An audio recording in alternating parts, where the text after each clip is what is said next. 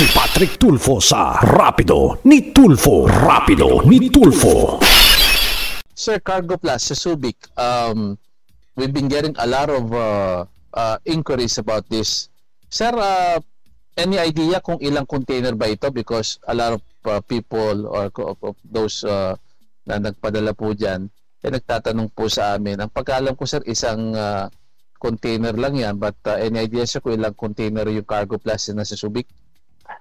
No, yan ang kahapon lang ho may kausap ako, no. Shout out kay Ma'am, baka nakikinig si Ma'am Christina. Kausap ko sa FB at nalaman din niya because of your program, sir, no. Yes. So we're very thankful to you, no. Maraming naabot. So pinadala niya sa akin yan, pinatingnan ko sa team namin para makapag-coordinate sa Subic. Nakipag-usap din ho yung team namin sa Subic. Medyo komplikado ho to, no? And patitingnan ko ho ulit to. Ang problema ho kasi, sir, hindi dineclare na balikbayan boxes. Pinadaan po sa normal na formal entry division namin at dineclared na mga commercial goods. In fact, ang declaration po na nilagay nung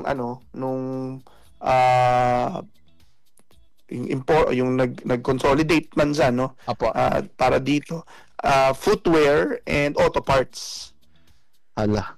Kumbaga, ilang boxes po ng footwear at ilang boxes po ng auto parts. Iba ho kasi yung rule natin when it comes to commercial goods at iba po yung rule pagdating po sa balikbayan box. Kung personal goods po yan, sir.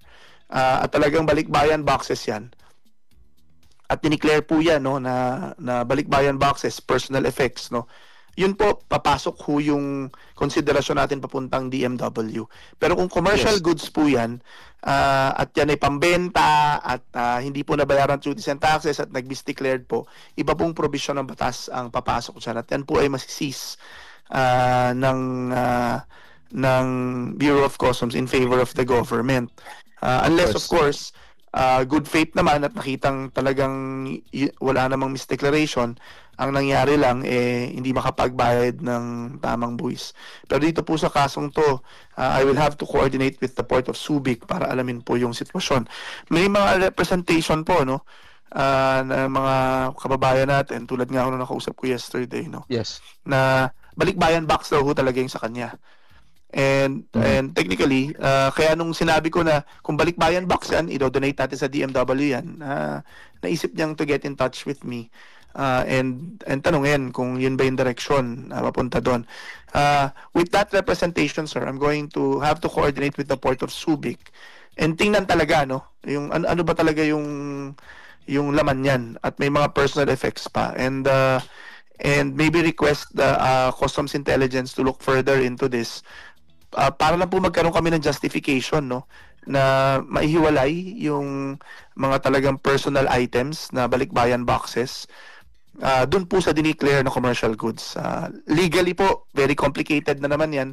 Yun nga, no, medyo frustrated na nga si ma'am kahapon kasi isang taon na daw to. Pero nung nakita ko talaga yung pinadala niyang papel and I verified it with Subic, it's really complicated because itong isang certain individual na pinangalanan niya na nanloko sa kanila, which I've already requested, no, ang ating magiting na Deputy Commissioner sa Intelligence, si Deputy Commissioner Juvie Max Uy, to investigate itong taong to na nanloloko ng kanyang kapwa Pilipino sa ibang bansa, no.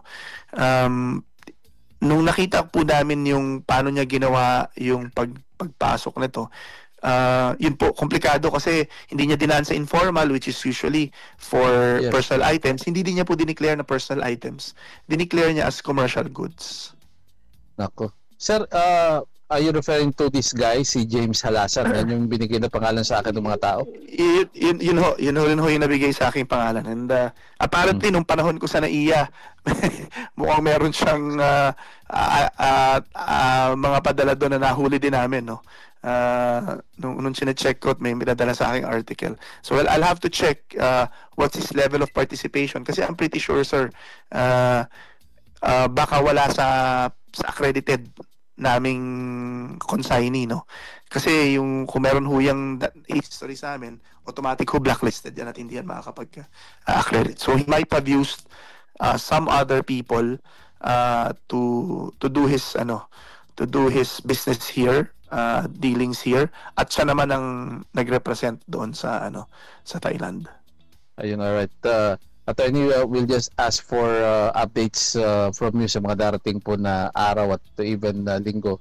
Anyway, Attorney Vince, it's always an honor having you, sir. At salamat po, sir. Palagi nyo kami, sir, binibigyan ng oras po. Yes, sir. Padalan ko